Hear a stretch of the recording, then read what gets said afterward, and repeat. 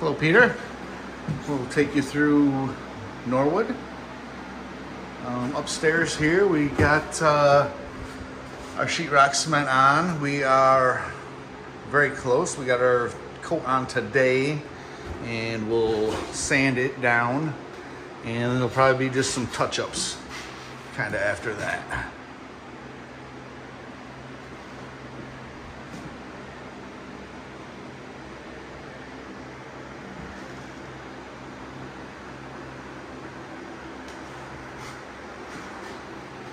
It's looking nice.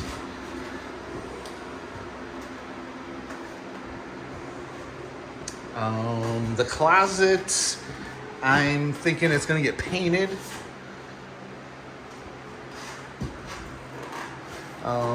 Karen said she wouldn't put doors on there, that she'd leave it opened, and if somebody wanted curtains or something like that, then maybe they'd do that.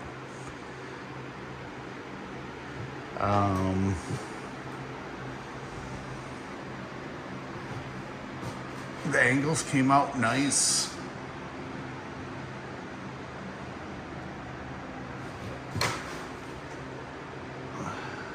Pretty straight, pretty straight. There's a few little whoops around, but we got most of them out.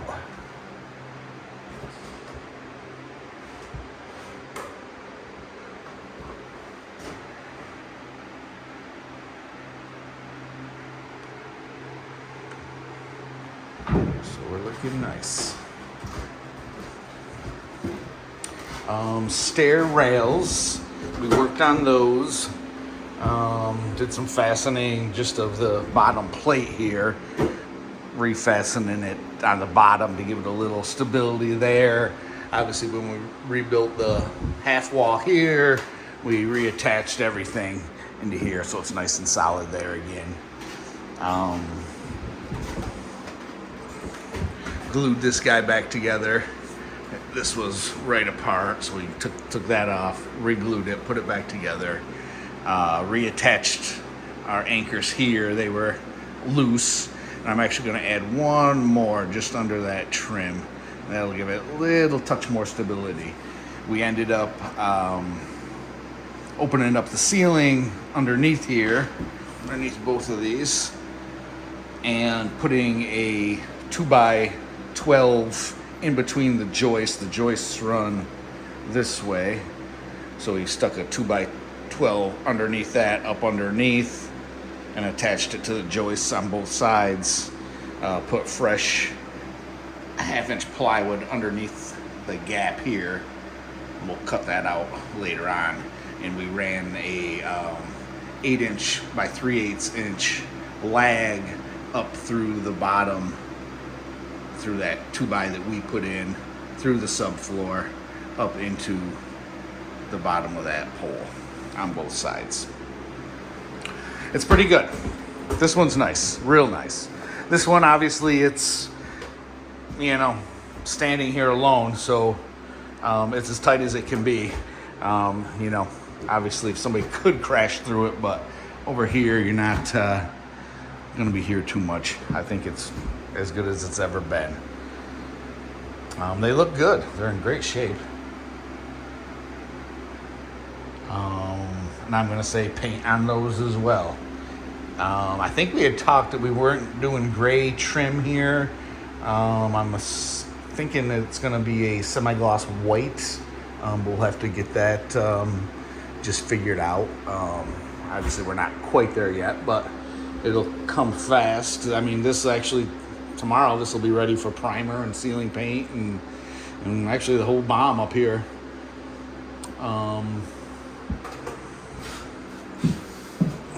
We sanded all the walls, all this, even where we didn't actually put mud, just to clean it and take some of that cigarette grease combination off the walls, so our paint will stick nicer.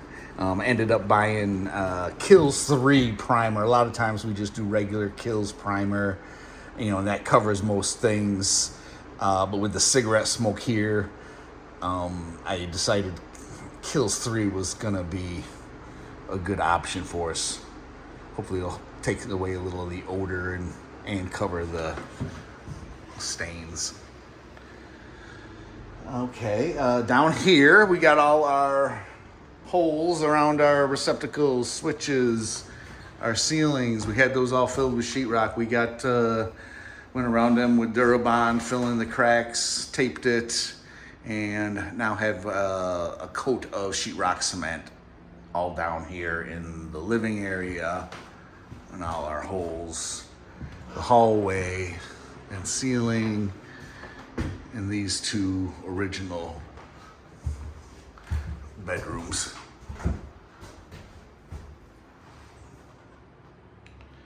And these will need, all this in this area is going to need another full coat, a sanding, another full coat, and that should wrap most of it, minus probably a few little spots that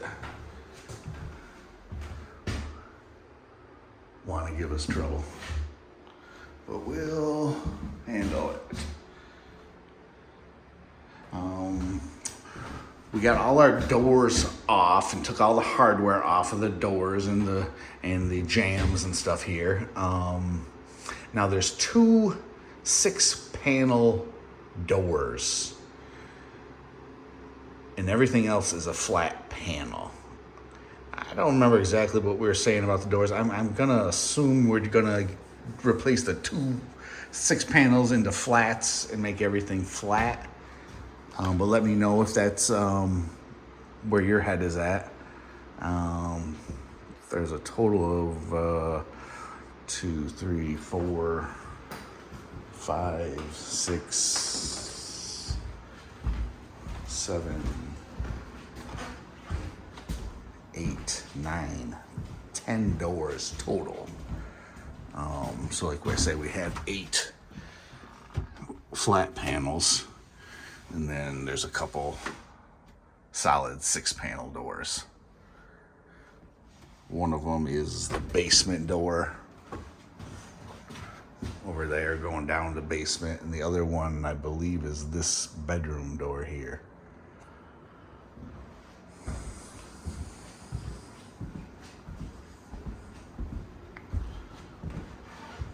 On interior trims, we have around all these doors, this is what they call a 5-step trim. I don't know where they come up with the 5. I guess there's 5 steps to it all. So there you have it. On all these doors, it has the 5-step trim. Obviously, our windows, the new windows are going to have new trim, 5-step here. I'm assuming we'll go 5-step everywhere. This was the, for instance, I guess inside this bedroom, there's ranch casing on the inside of these 2 doors. I guess, okay, not the situation here. So I guess the only question is, would you, I guess, maybe take these right off and do 5, so everything matches, and do the 5 here as well. I'm gonna assume that's what you're gonna maybe think. We could save a little something and just do this room in ranch. You know, whatever that might be, a little cost, a little labor, a few hours of labor. Yeah, no. Yeah, we'll just take this all off and match it all 5-step.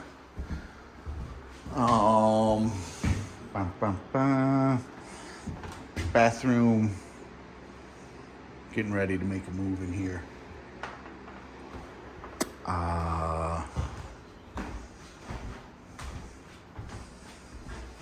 Kitchen. We got sheetrock cement going on in here as well. This has been holes filled with Durabond and taped as well. Corner beads on the beam, and a coat of mud on the first coat on everything here. So this will need another full one, and after that, depending on where things are behind the cabinets and stuff, we don't worry about too much. This is the little step that we ended up having in that wall, like 1.5 inches. And it's gonna disappear right in there. That wall was kind of tore up. We had to do a little patching on that guy. There's some exposed paper. These walls are all a little rough through here. There was paneling, I believe, on theirs, and there's glue still on there. So this will probably all end up getting a 1 coat of regular sheetrock cement. That's Durabond that's on it now, and that helps cover the tears in the paper that were there. And then now we'll cover this with a 1 coat of actual sheetrock cement and then sand it smooth. We'll do a little bit of this here, but that wall won't matter so much. It's all getting covered with cabinets minus the last 6 inches.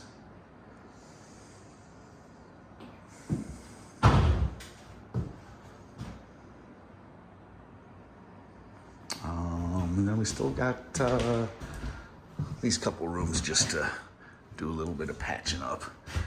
Fans in here. We got it running out through here. There's the end of it there, and then we're gonna punch it out the end of the gable end out here when we take the siding off.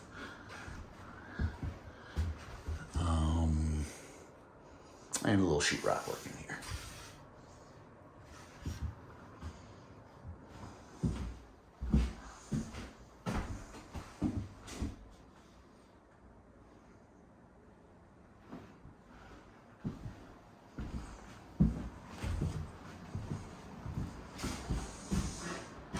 Downstairs is pretty much as was. I actually met with a guy I used to work with, did masonry with. I was hoping he was gonna, he doesn't have any help anymore. He can't find any help, so he's just kind of a one-man band now, but I was hoping I could get him over here to work on the pilasters in the basement and all that, but he was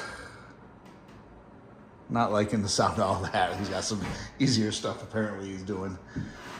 So no problem, we'll handle that. And there's actually one little spot here. This was there's a few little ripples and some ceilings around, but this one, the tape was actually loose in there, so we'll just cut that little 4-foot piece out of there and patch that up.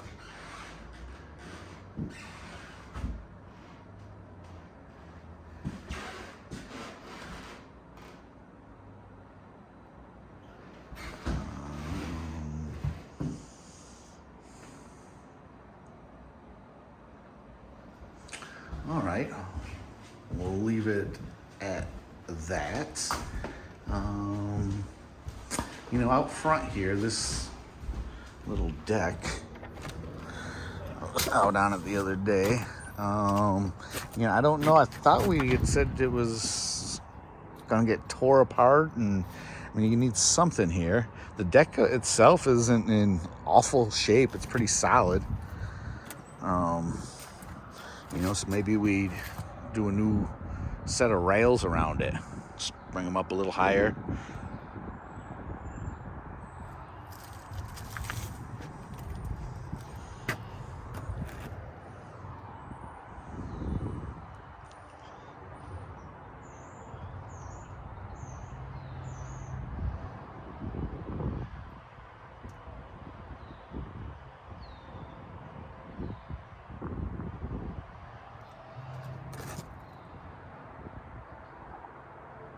We'll be thinking about siding and windows very quickly.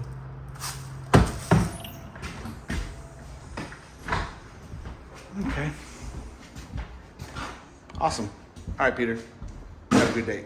Bye.